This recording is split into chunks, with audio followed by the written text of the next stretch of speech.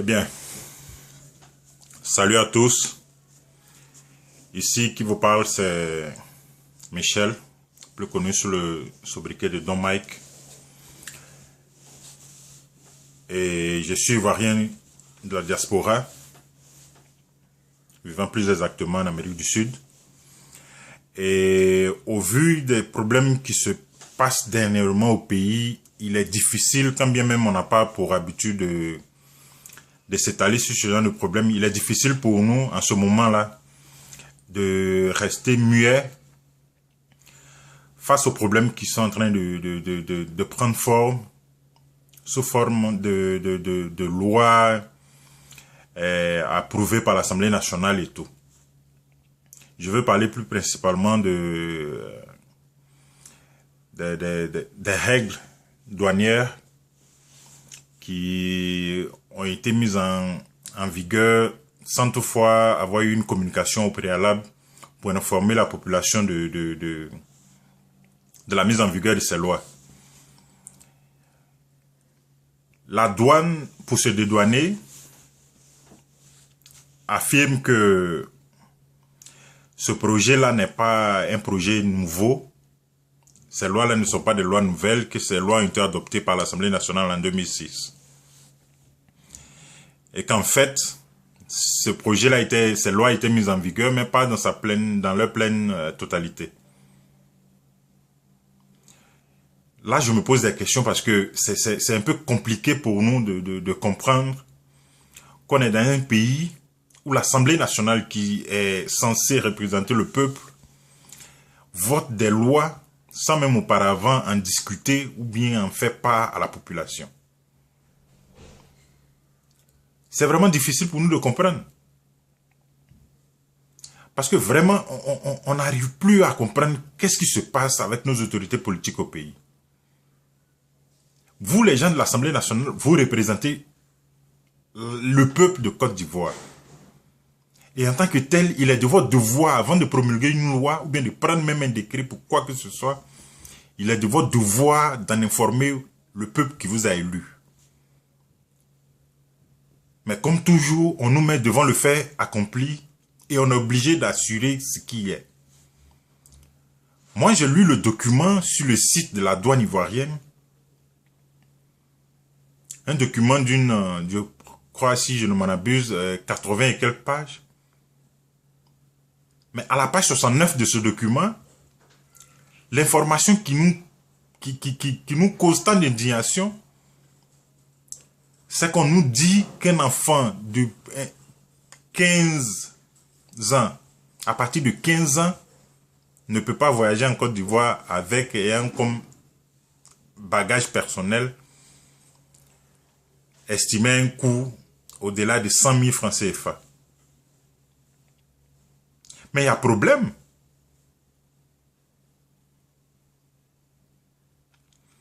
Moi, je suis en débardeur en ce moment.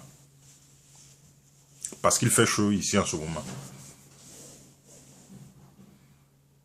Je pourrais peut-être arriver en Côte d'Ivoire en débardeur de ce genre-là que ça ne va plus créer de surprise à qui que ce soit. Et pas parce que le débardeur en lui est quelque chose d'affligeant ou quoi que ce soit. Mais comment vous arrangez pour calculer le coût des produits à taxer en Côte d'Ivoire à une valeur aussi basse que 100 000 francs CFA? Parce que je ne sais pas si vous comprenez, vous n'imaginez pas un peu. Le franc CFA n'est pas une monnaie connue mondialement. On l'utilise seulement qu'en Afrique pour des diverses saisons dans lesquelles je ne veux même pas rentrer dans les détails. Quelle est la monnaie en dehors du continent africain? Quelle est la monnaie qui est plus basse que le franc CFA? Ça n'existe pas. Donc c'est sûr que même si on achète quelque chose ici à 20 $, on arrive à Abidjan avec un colis au total de 100 $, ça fait déjà plus que 100 000 francs CFA.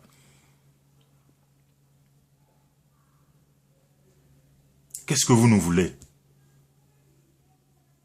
Pourquoi n'avoir pas fait une communication à ce sujet-là, voir la réaction de la population avant de les mettre en pratique. Vous nous dites que ces lois existent depuis 2006, ok. Mais si depuis 2006, ça n'a pas été mis en pratique, c'est maintenant, aujourd'hui, là, qu'est-ce qui se passe dans la tête des gens pour qu'aujourd'hui, subitement, on décide de mettre ces lois-là en vigueur? Il y a quelque chose qui ne va pas. Et nos hommes politiques, avec à leur tête le président de la République, on a comme l'impression que vous faites la sourde oreille aux problèmes de la population. On pourra dire que nous qui sommes à l'étranger, nous qui vivons dans la diaspora, nous avons les moyens parce qu'on ne vit pas la galère qui est au pays. Mais de façon directe ou indirecte, nous vivons ce qui se passe au pays parce que nous avons des parents, des amis là-bas. Les relations, les rapports que ces gens nous font. Et on voit à la télé, pas nécessairement la RTI, parce que la RTI, bon, c'est une chaîne de télé de club de soutien. Jamais ne va montrer la réelle réalité des Ivoiriens. Mais par les autres chaînes étrangères, on voit ce qui se passe en Côte d'Ivoire. On a comme l'impression que vous êtes en train de tester la patience de l'Ivoirien. Mais vous ne serez pas déçus. Et s'il y a une chose sur laquelle je voulais tirer le chapeau au président de la République, c'est d'être en train de réussir à mettre les Ivoiriens tous ensemble. Parce qu'aujourd'hui, par rapport à cette situation qui s'est passée, regardez tous les réseaux sociaux, que ce soit les gens du RDR, les gens du FPI, les gens du PDCI, quel parti que ce soit, tout le monde en a ras le bol. Alors, monsieur le président, ouvrez les yeux et les oreilles dans vos propres partis. Les gens, s'ils ne vous disent pas la vérité, nous, la population, nous en avons assez. Nous en avons assez des turpitudes de votre gouvernement parce que ça ne peut pas continuer comme ça. C'est vrai, vous avez assumé le pouvoir, vous nous avez vendu une idée. L'émergence. À l'horizon 2020. Horizon, là, quand je regarde, là, je ne vois pas.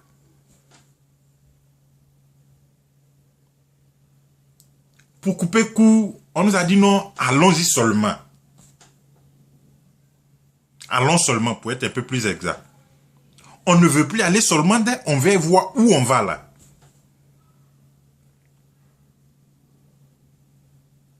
Dans allons seulement, les gens ont la dalle. On fait quoi? On vous suit seulement. Mais quand vous suit seulement là, regardez au moins derrière de temps en temps, pour voir si tout le monde est en train de marcher dans le même rythme, dans la même cadence. Parce qu'on a l'impression que vous êtes en avant, le peuple est derrière, le peuple a tous les problèmes. Et vous semblez ne pas voir ça. Vous avez vendu l'idée d'émergence. L'émergence, selon l'ONU, ceux qui vous ont appuyé à un moment donné où la situation était difficile, là, ceux qui vous ont aidé là, l'ONU déclare que pour être un pays, pour qu'un pays soit émergent, il y a 3 piliers principaux sur lesquels repose cette émergence. 1, l'économie. 2, la santé. Et 3, l'éducation. L'économie, c'est la distribution des ressources économiques de façon égalitaire, de façon égale. Mais aujourd'hui, là, on a comme l'impression que le fossé entre vous, qui êtes à la tête du pays, et la population, ne fait que s'élargir. Vous vous enrichissez plus, le peuple s'appauvrit de plus en plus. Aujourd'hui, quand tu vas sur le marché, ça n'a rien... Tu as dit RDR, tu as dit quoi que ce soit, tu payes le riz au même prix cher que tout le monde. Pas parce que tu es du RDR ou bien du PDC, quand tu arrives au marché, on va te vendre le produit moins cher. Non. Tout le monde encaisse. La population en a ras le bol. C'est vrai, l'émergence... Mais quand vous prenez les 3 facteurs que j'ai cités, sur lesquels l'ONU se base pour parler d'émergence, au niveau de l'économie, quel est l'indice de développement humain en Côte d'Ivoire? Aujourd'hui, est-ce que l'Ivoirien réussit à avoir ne serait-ce que l'équivalent à $1 par jour aussi facilement.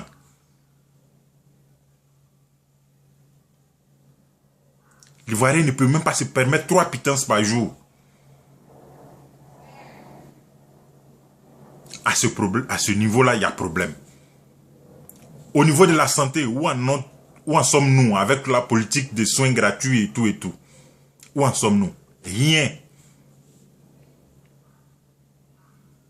Les hôpitaux, les médicaments gratuits, on a promis et tout et tout. Où en sommes-nous? Accouchement gratuit, où en sommes-nous? Rien.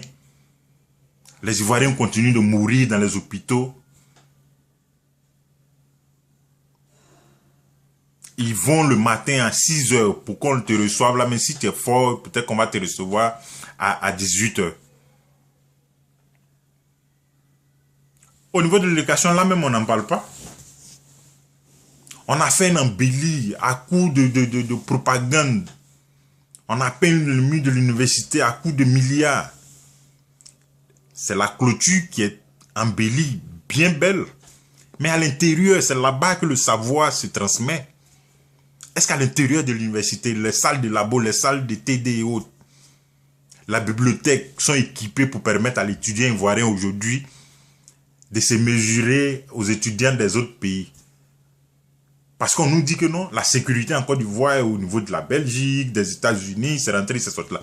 Mais c'est pas ça là, nous on veut voir l'étudiant ivoirien aujourd'hui, l'homme ivoirien aujourd'hui avoir une dignité à l'image des pays que vous avez cités concernant la sécurité. La situation de l'école ivoirienne, de l'éducation ivoirienne en Côte d'Ivoire, était reluisante? Non. On a vu à Bobo Baoulé des tracteurs arriver pour détruire une école sous prétexte que le terrain appartient à un Libanais et que ce Libanais-là veut son terrain. Mais attendez, qu'est-ce qui ne va pas dans vos têtes là? N'y a-t-il pas, même étant prouvé que le terrain appartient à ce Libanais, n'y a-t-il pas un moyen de faire un compromis avec lui, lui céder nos terrains quelque part pour épargner l'école, qui est temple du savoir? Vous voulez détruire une école. Et c'est vous qui parlez d'émergence. On émerge comment? Moi, je me souviens l'année dernière, j'ai plaisanté avec ma soeur qui habite à Pogba. Lorsqu'il y a eu les pluies diluviennes là-bas et tout, elle m'a appelé. Oui, l'eau a envahi ma maison et tout. Elle dit, mais fléchis genoux ou sinon, mets-toi à genoux, rends gloire à Dieu parce que toi, l'émergence vient de t'atteindre. Elle m'a dit, mais comment? Il a dit, mais oui. Émerger, c'est un verbe qui signifie sortir de l'eau. Si l'eau a rempli ta maison, tu as été inondé, que tu as réussi à sortir, jusqu'à tu m'as appelé, c'est que ma soeur, toi, tu as déjà atteint l'émergence. Et c'est là. Beaucoup ne savent pas. L'émergence dont vous parlez là, moi, je ne suis pas en train d'inventer les facteurs. L'ONU dit l'émergence prend en compte la santé, l'éducation et l'économie. Si ces 3 facteurs-là ne sont pas réunis, on est émergent comment? Au forum des marchés aujourd'hui à Djamé, les femmes n'arrivent plus à vendre. Parce qu'il y a des problèmes entre certains promoteurs du marché, qui est encore un Libanais, avec la municipalité. Ce promoteur-là réclame son marché et tout. Et vous, les autorités, qui sachez combien ce marché-là est important pour nos mamans, pour nos sœurs qui sont au pays, vous vous rangez derrière ce promoteur-là, vous les videz, les femmes. Vous les videz là. Elles vont subvenir à leurs besoins comment? Elles vont pouvoir à leurs besoins comment? Quelle est la solution que vous avez trouvée? Vous voulez les vider là, oui. Quelle est la solution que vous avez trouvée pour qu'en sortant de ce marché-là, elles puissent avoir des ressources pour garantir leur pitance? Rien. Simplement qu'elles sortent du marché et c'est tout. Au niveau de la sécurité, à Bobo, qui mène la vie dure à nos parents en bobo, c'est les microbes. Et ça ne va pas quelque part. Et pourtant, on dit qu'on a des forces spéciales pour lutter contre le terrorisme. Mais écoutez, luttons d'abord contre les microbes là, d'abord, avant de lutter contre les parasites, les bactéries qui sont encore plus dangereuses même que les microbes. On a vu à Bouna, nos parents se fait massacrer à Bouna, cadeau. Il y a eu 33 morts pour une histoire de conflit entre bouviers et autochtones. Des bouviers peuls qui se joignent avec au dozo pour aller massacrer les lobbies. Vous avez envoyé des délégations là-bas. Ils sont partis, oui, les Kabanialé, les Gnégné et autres, là, ils sont partis. Et ils ont fait quoi? Vous êtes allé calmer l'atmosphère. Ok. Maintenant, où en sommes-nous avec l'enquête pour situer les responsabilités? Qui a tué qui? Les 33 morts là, ça, c'est cadeau. Les gens sont morts là, c'est cadeau. Il n'y a pas enquête pour ça. Moi, je pensais que ce pouvoir-là était tellement préoccupé par la justice, comme on nous fait croire. Parce que si on a pu juger les gens qui ont tué Gueye, on a pu juger les gens qui ont tué d'autres personnes, on a pu faire ceci, cela. Mais pour Bouna, là, c'est frais. C'est récent comme ça, les cadavres même sont encore chauds. Vous êtes parti là, on n'a pas bruit d'enquête pour dire non, voilà, c'est vrai, on est venu calmer les cœurs des gens. Mais maintenant, on va situer les responsabilités pour savoir qui a tué qui, pour mettre ces gens-là en tôle. C'est resté comme ça. Et ce n'est pas la première fois qu'il y a eu les peuls, les bouviers là se joignent aux autres pour tuer des Ivoiriens. Et ça reste comme ça, cadeau.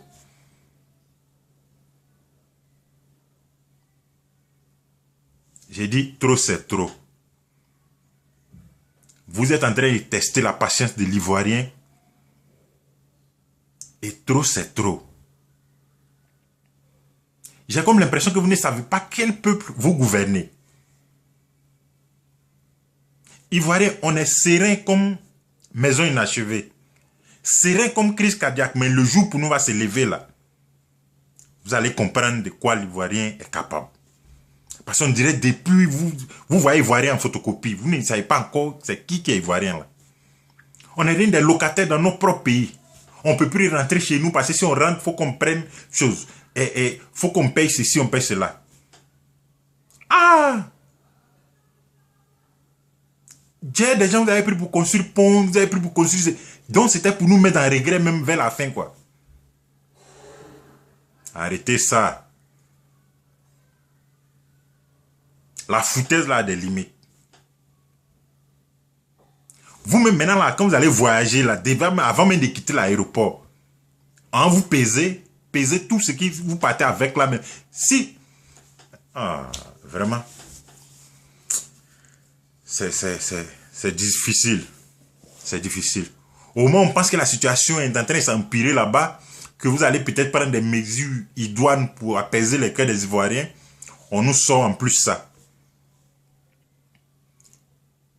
Et depuis tout le monde en parle, le gouvernement, il n'y a pas quelqu'un qui est venu à la douane, c'est justifié. Mais vous, les autorités politiques, là, il n'y a pas quelqu'un, le ministre du commerce, le ministre de l'Intérieur, le ministre de je ne sais pas quoi. Il n'y a pas quelqu'un qui a mis son visage à la télévision pour nous dire, écoutez, voilà. Pour vous, c'est bon. Mais comme je vous l'ai dit, vous êtes en train de tester l'Ivoirien de la mauvaise manière. En Zouglou, là, les gens ont dit, ne nous formez pas trop, sinon on sera musclé vers la fin.